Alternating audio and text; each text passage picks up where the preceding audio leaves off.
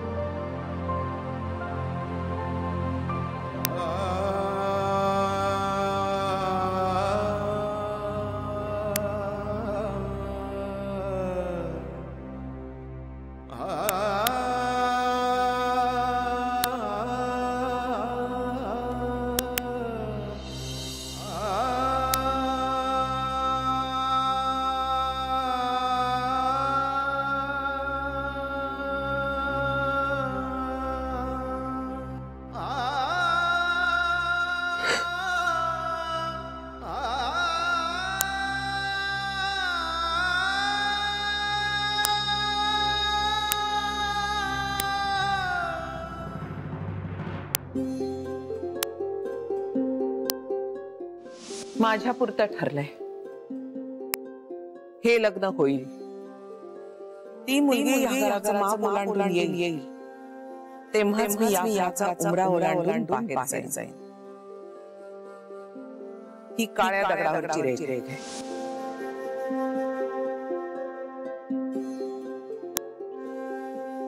IG लग्न माझं आहे, पण माझ्यासाठी तुम्ही 6 जणी सुद्धा खूप जास्त महत्त्वाच्या आहात। माझ्या आयुष्याचा एक महत्त्वाचा भाग आहात तुम्ही।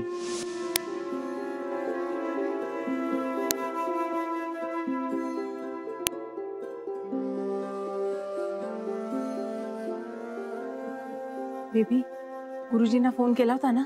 मी तुला सांगितलं ना वहिनी, येतील ते।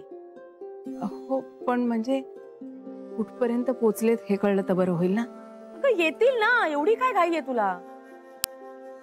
हो, वेळेत आले म्हणजे मिळवली। वहिनी, घरातली पूजा आहे, त्याला काही मुहूर्त आहे का?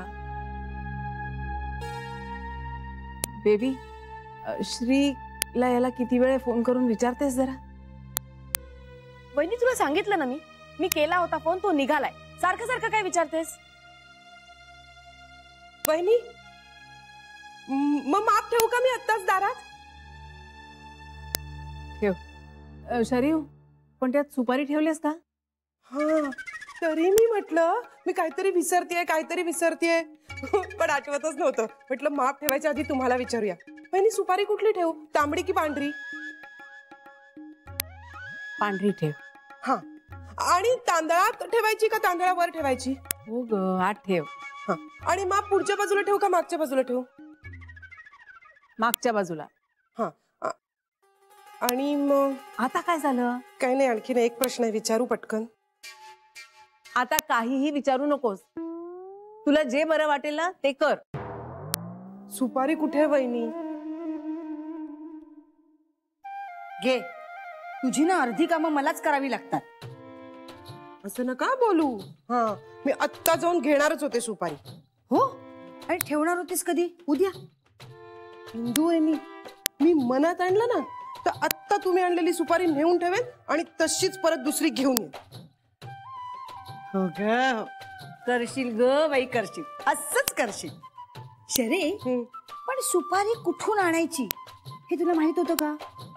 किंवा परत जाताना नक्की काय आणायचंय हे तुझ्या लक्षात राहिलं असतं का? वहिनी बघा ना कसं बोलतात मला सणावाराचं. आता कुठला सण? म्हणजे सण नाहीये का आज? नाही मग घर का सजवलंय एवढं? शरयू, आज आपल्या श्रीचं लग्न झालं की नाही? शरे, आता कुणाशी आणि कधी लग्न झालं हे जर मला विचारलंस ना तर आत्ताच्या आत्ता हे माप तुझ्या डोक्यात घालीन मी.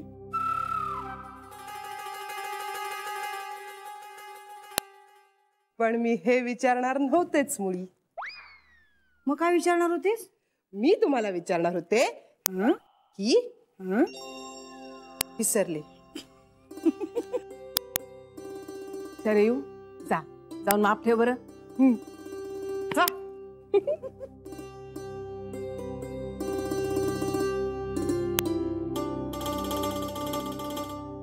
इंदू, दृष्ट काढायची तयारी केलीस ना? हो वहिनी, तुम्ही ओवाळा, मी दृष्ट काढते. ताई, आरतीचा ताट तयार आहे. हा, अत्यानंद महाराजांच्या मठातलं तूप घातलंय ना तर ज्योत बघ कशी तळपते. अरे पण पूजेची सगळी तयारी झाली आहे ना? गुरुजी आता केव्हाही पोचतील, आपली तयारी सगळी झालेली असली पाहिजे. हो, सगळी तयारी झालीये. तू हवं तर एकदा नजर फिरव. हॅलो, हा बर. श्रीचा फोन होता. 5 मिनिटात पोहोचतायत. सगळ्या तयार. आई कुठे पण? तिच्या खोलीत. मी बोलावून आणते त्यांना. पंच,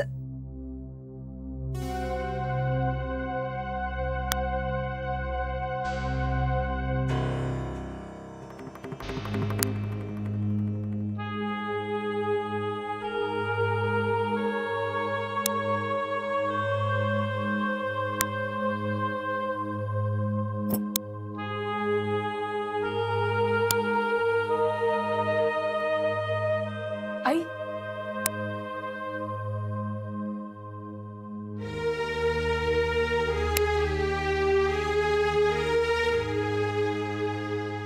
तुम्ही कुठे चालात? मी सांगितलं होतं ना, पण सून येते घरात. माझी जागा आता तुला घ्यायची आहे नर्मदा. आता तू या घरातली मोठी आहेस. नाही आई, तुमच्या छत्रछायाखालीच मी ठीक आहे. तुमची जागा घ्यायची माझी लायकी पण नाही आणि इच्छा तर अजिबात नाहीये. आपल्या सगळ्याच इच्छा पूर्ण होत नाहीत नर्मदा. आई, पण श्रीला काय वाटेल? तो विचार करायला आता उशीर झालेला आहे. नका आई, नको. मी हात जोडते, पाया पडते तुमच्या. रडू नकोस. सगळ्यांना सांभाळ, स्वतःची काळजी घे. पण तुम्ही जाणार कुठे? ते तुम्हा कुणालाही कळण्याची गरज नाहीये. आई, आजचा दिवस राहा.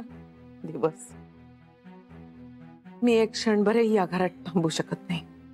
श्रीसाठी तरी राहा. श्रीसाठीच करते मी हे. त्याला खूप वाईट वाटेल आई. त्याला वाईट वाटेल, पण त्याची झालेली परवड आणि त्याच्या संसाराचा खेळखंडोबा पाहून माझा जीव जाईल. आई, या मुलीबद्दल इतकं काही ऐकले. कुठले पालक आपल्या मुलाला तिच्याशी लग्न करून देतील? आपल्या घराला संसार न टिकण्याचा शाप आहे. श्रीच्या बाबतीत असं होऊ नये म्हणून मी आटोकाट प्रयत्न केले. प्रसंगी स्वतःवर वाईटपणाही घेतला. यापुढे मी काहीही करू शकत नाही.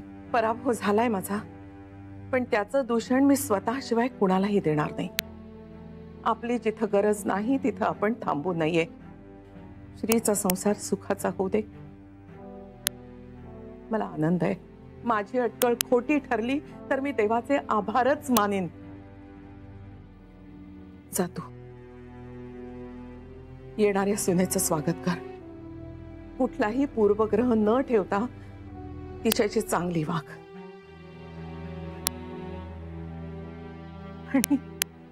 आणि तुम्ही, मी म्हटलं होतं ती माप ओलांडेल तेव्हा मी उमरा ओलांडीन. फक्त आमची तोंड विरुद्ध दिशेला असतील.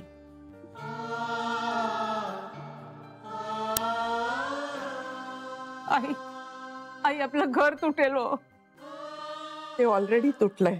पण आपण एका छताखाली राहिलो. का छताखाली राहून दुरावलेली मनं जवळ येणार नाहीत नर्मदा, ती आणखीनच दुरावतील. आता मला जरा एकटीला राहायचंय. आई, श्री आला. हा काय झालं वहिनी? नाही, काही नाही. नाही तिला. तुम्ही येताय ना आई? मी आलेच, तुम्ही वा पुढे.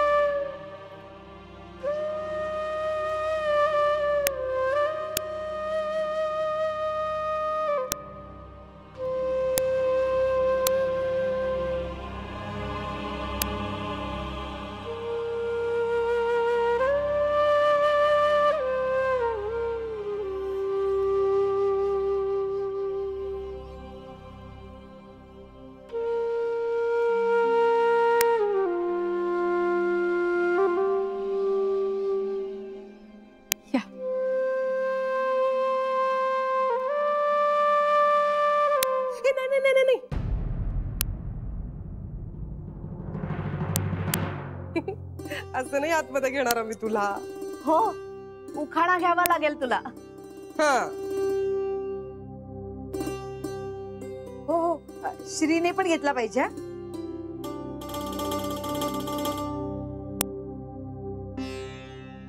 जन्म दिला मातेने, पालन केले पित्याने,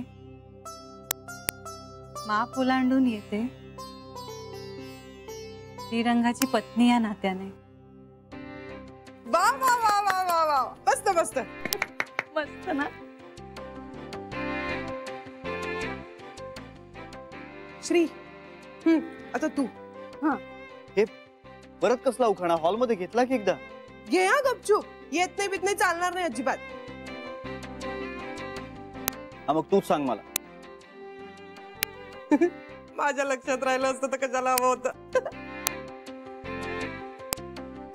नर्मदा वहिनी सांगतील, त्यांना खूप उखाण येतात. सांगा ना वहिनी.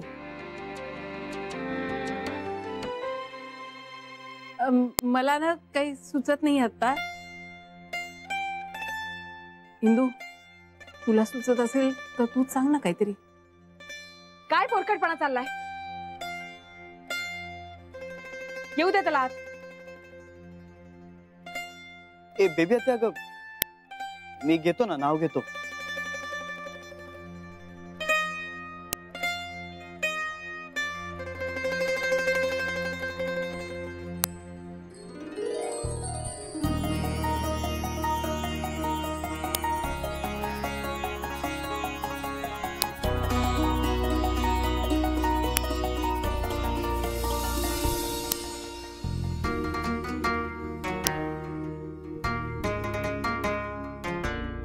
विश्वासाचे गीत मांगल्याची सनई.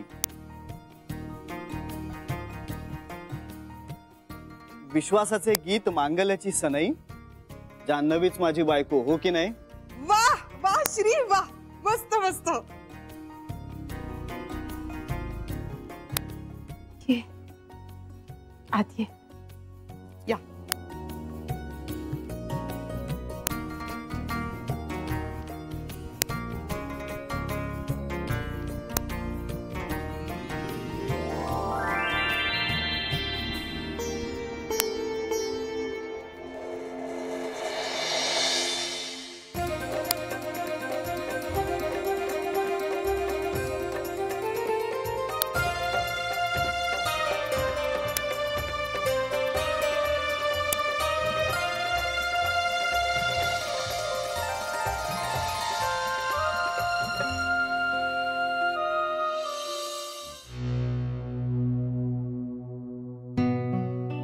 या.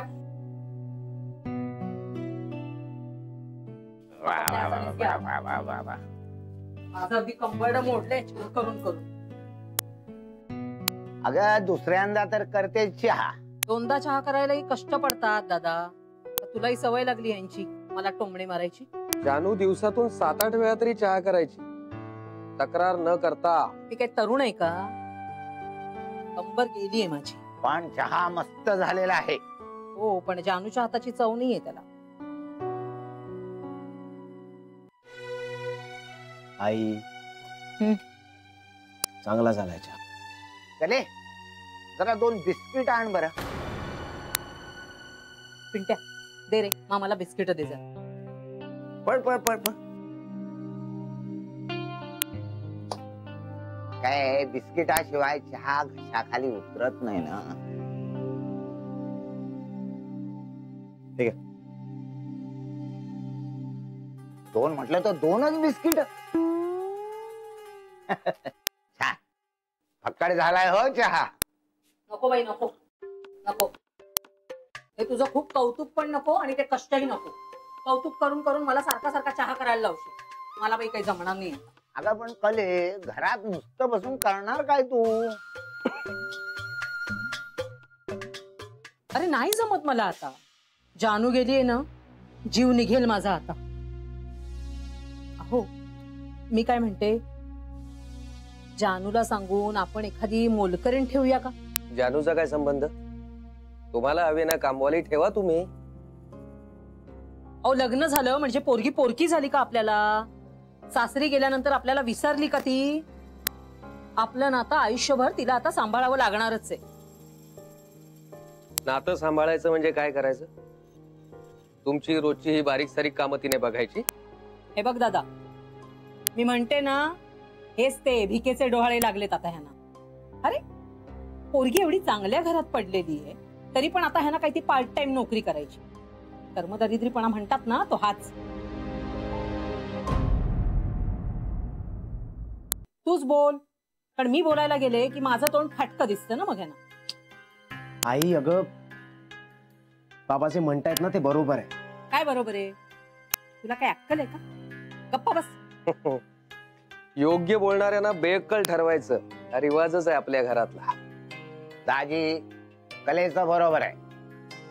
अहो विचार करा, मुलांना मोठं करण्यासाठी आपलं अख्खं आयुष्य आपण इन्व्हेस्ट करायचं, त्याचा मोबदला मिळायला नको.